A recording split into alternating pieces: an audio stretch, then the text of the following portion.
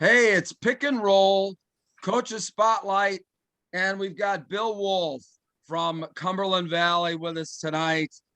Coach, thanks for joining us. We record this on a Sunday, so we appreciate you taking some time from your weekend to talk girls basketball here on Pick and Roll with Dell and I. All right, I'm happy to be here.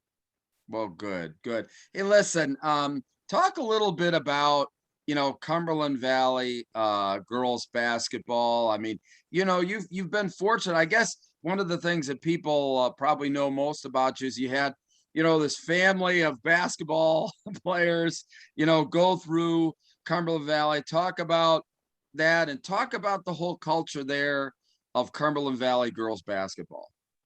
Well, I guess the family you're referring to are the Jaycotts, I would assume. Yes. Yeah, I've been blessed to have the Jaycotts in our system, and it's very unusual that you have four players, in this case, four girls that are Division I players that are spaced out over a 12-year period. So, we have had a lot of really good players in our program, but obviously having the Jaycott sisters has made a big difference. So we're really appreciative to the contribution that they've made in the program, and Jill, just being a sophomore, the contribution that she'll make here in her last several years. Yeah, Cumberland Valley, rich basketball tradition. I think one of the first things that comes in mind as far as big schools are concerned, we are tied for second place all time in state championships with four. We're tied with Oakland Catholic as well as Altoona. Downingtown East is number one, but they've since split to Downingtown. Well, they were Downingtown at the time, I'm sorry. And now they've split to Downingtown East and Downingtown West. So yeah, so we've had a rich tradition here dating back to 2002 when they won a state championship under John Smith, and their big player there was Carla Thomas, who ended up going to Vanderbilt and then ultimately into the WNBA for a while. Wow, incredible. You got a question for Coach there, Dell? Well, as a coach, Coach Wolf, I just want to know, because in the LL, we don't have the travel you guys have. How do you deal with the travel to State College and Altoona? How do you schedule around that? Well, we're very fortunate, at least speaking for the Cumberland Valley School District. If we have any trips 90 miles or longer, we end up getting charter buses, and that makes a big difference. I mean, you put a team in a charter bus as compared to sending them up somewhere, in a school bus, so again, very fortunate. Cumberland Valley has provided that for us. And, our non-conference schedule, we go out to Pittsburgh to play Mount Lebanon, North Allegheny out in Pittsburgh. We were supposed to play Blair Academy in New Jersey on Friday, but they ended up getting COVID. So we travel long distances. But like I said, it's very nice that the school district does provide the charter coaches. Let me follow up, Bruce, with a question. The other thing that I wanted to talk about was your schedule. I looked at your schedule. I look at your power rankings.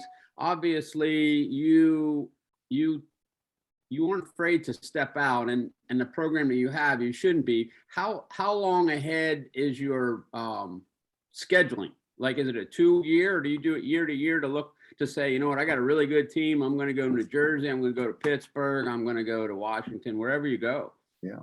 Well, obviously the league is done in 2-year increments. So, we're locked in there. But then what we do is, I plan ahead, and, what I always try to do is try to play the best teams possible.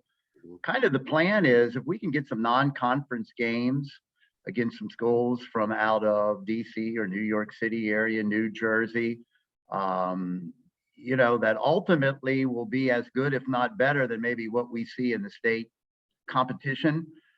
Then we don't have that game shock on a given night. You're playing someone and it's like the best team that you played all year long. I think it really makes a big difference if kids are kind of battle tested, and there's not that game shock on a given night when it's like, wow, this team is like a lot better than we expected or a lot better than we've ever played all year. So I think playing these really good teams helps us ultimately. I mean, it may hurt our power ranking at times, but ultimately you need to win games, whether it's in the districts or in the state. So I think ultimately it makes you a better team.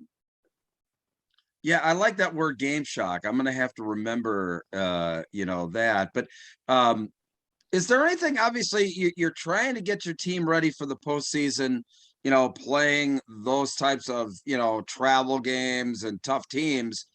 So, related to practice schedule and, how you work the team, I mean, are there any changes in philosophy that you go through? Obviously, you're pretty familiar with playing in the postseason. So, how do you keep your team fresh throughout, an entire, season, conference schedule, and then postseason play? Well, what we always do is we taper our practices. So we'll start off the year at 2.5-hour practices in those first 2 weeks. But it don't take us too long to get to 2-hour practices. And then we, get down to 1:45. And then when we go into the playoffs, we just practice 90 minutes. And the kids are fresh. They don't come to practice like, oh my, a 2.5-hour practice or anything like that. They know we mean business. We're going to go hard for 90 minutes. And I don't know, it's worked for us anyway. So I just think keeping your kids fresh and wanting them to, again, advance in the playoffs is an important part. Hey, Coach, we haven't talked about your team, so give us a little bit about your team. Who's your top players? What do you got in the pipeline? All that good stuff. Well, this year, we're 12-2 right now. We lost to Dallastown in the first game by a point or two, maybe a point or two, and then we got beat by North Allegheny, who was the top team in the state last Saturday by like 10. I'm real pleased at where we are right now. We've been hit with injuries. We've already lost 3 girls that, if they wouldn't have been starters, would have been in our top 7 to ACL. So they're out of the picture. And then we played North Allegheny without Deja Hill, our starting post player, and actually our backup post, a freshman, Sinai Hill. Last name's Hill, but they're not related.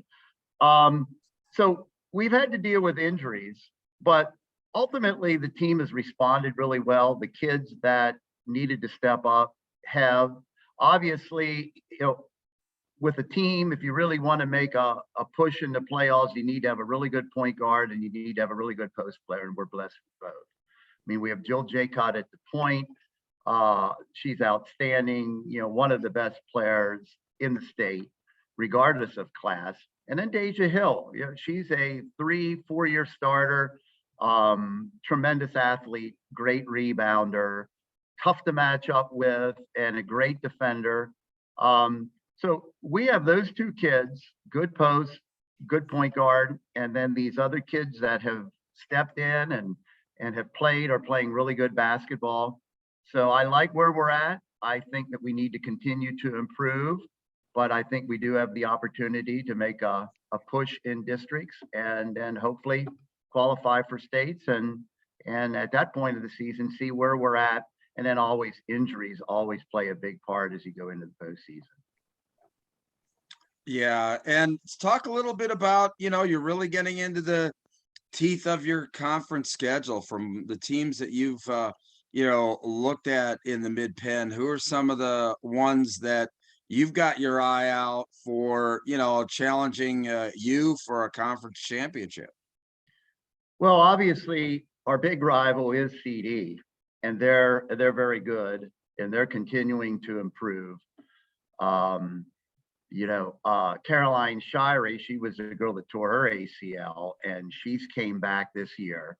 And, to be honest, I think she's about 80%, and she's going to continue to get better, get stronger. And I think by the end of the season, she'll be at 100%. So, we have that program to contend with. And I think, I might be wrong, but I think the last 7 district titles have been won by either us or CD. So the minute we start thinking about our competition, CD's always one of the first teams on our mind. As far as other teams in the league, Altoona has a really good team. So we beat them maybe by 10 at their place, and they were winning, for a lot of the first half. State College has improved.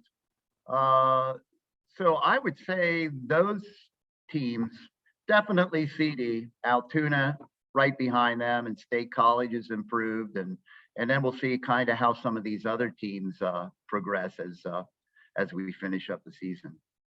Wow, that's, a good summation of the conference, good summation of, the district, and a good summation of, obviously the pedigree that is Cumberland Valley, girls basketball, one of the top programs in the state of Pennsylvania. We've got you right here in District 3, and it's an awful lot of fun to follow you, and we want to thank you for your time here this evening, and taking some family time of yours to talk to Dell and I. So listen, thank you very much. The show will air, obviously on Wednesday, so tell your friends about Pick and Roll, okay? I will. All right. Good luck. Thanks a lot. All right, take care. We'll see you, Hershey. Good luck. You're All right, bye-bye. covering the game.